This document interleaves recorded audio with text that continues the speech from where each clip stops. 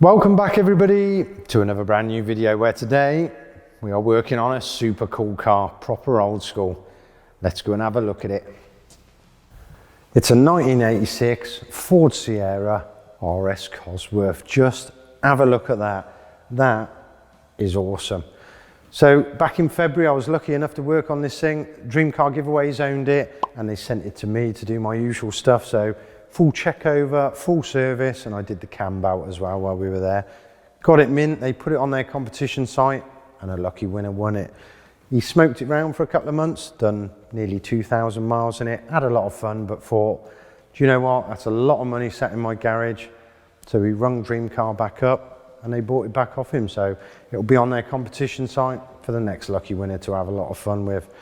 So a bit about the car, it's had a full bare metal respray. Underneath this Sierra is as shiny as the top half. A lot of new parts throughout this car, a lot of time and a lot of money spent on it. The engine is standard, it's 233 horsepower, it's been rolling roaded, so we know everything is absolutely perfect on this car. But I say that, it's an old car, there's a few little jobs that need doing. So enough of the talking, let's get in on the ramp and let's crack on, let's go. First job on the list is the speedo. Yep, first job on the list is the speedo. It does work, but it's super annoying when you're driving. Let me start it up and show you. So if we put it in gear and pull off, so the speedo, instead of staying still, just continues to bounce like that. And then if we, let's put it in a different gear and get it faster, it gets better as it goes faster. But yeah, we slow it down and the worse it gets. Let me turn it off. So I don't know if you heard any of that, but yeah, when it's slow, the needle, the speedo needle, is flicking up and down like crazy. The faster you go, it does sort itself out, but it's super annoying because when you're driving, it's kind of in your view and it's irritating, if you know what I mean. Two things it can be. One, the speedo cable is fraying or it's not very good. The speedo cable doesn't turn mega fast, it's only slow turning, but if it's got a tight spot, so it will seize up and then free up, seize up, free up, and that might give us our flick. Or it's the gauge, the damper in the gauge. But let's get the clocks out, give it a test.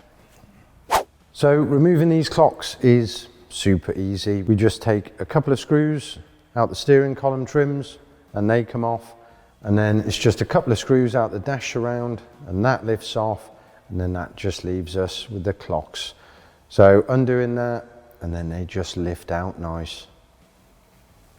Let's put them out the way, and there's our speedo cable. So let's get some pliers. It turns and I can move it in and out.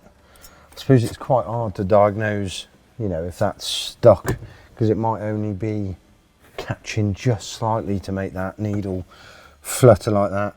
The cable goes through the bulkhead and into the engine bay. Let's have a look where it goes, shall we?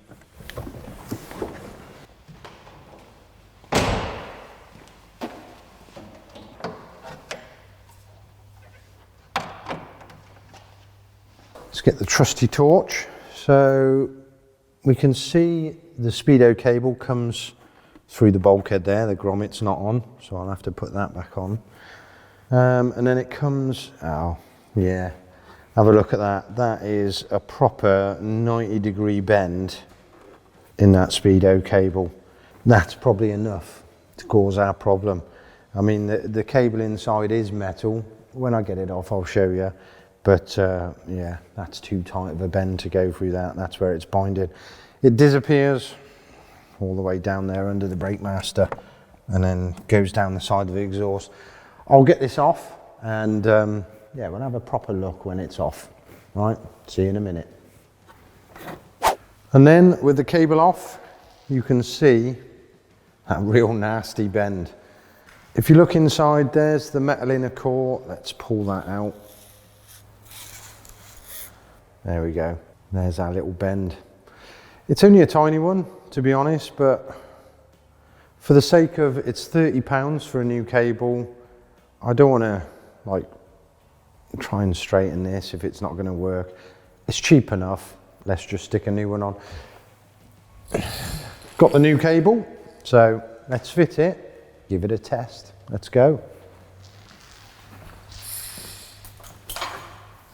And that's the cable back in. I've routed it differently so it kind of comes up and round in a loop and through the bulkhead rather than that tight kink.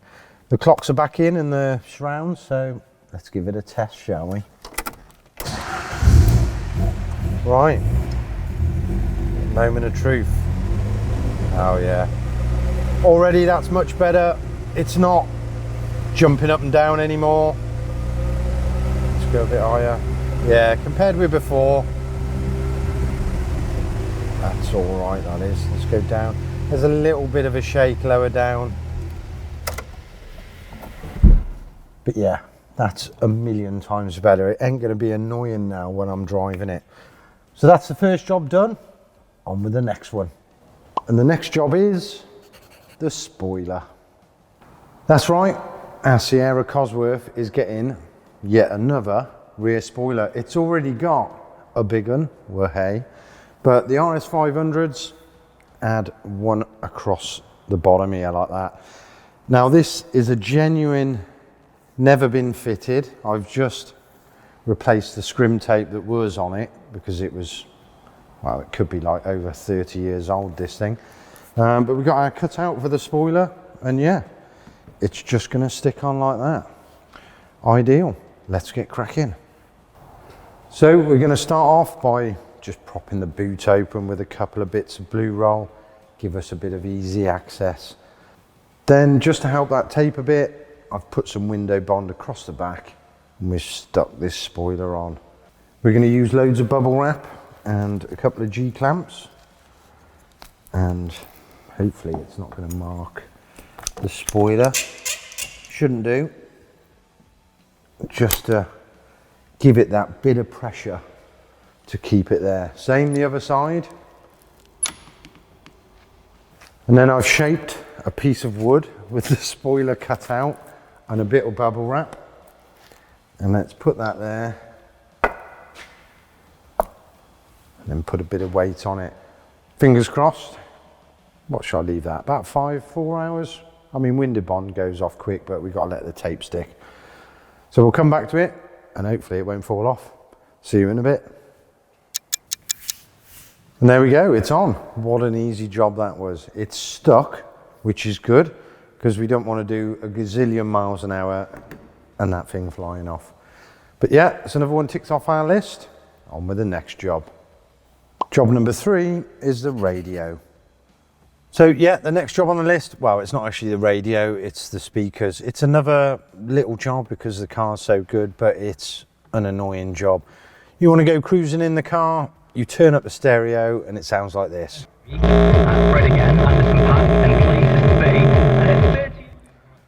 That's proper bad, isn't it? A bit of distortion there. It's the rear speakers that is a problem, so let's get in the boot and have a look at them, shall we? Let's go.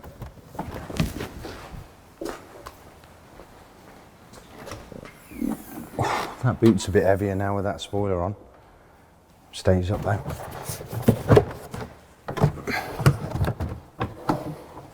Get the old parcel shelf out of the way.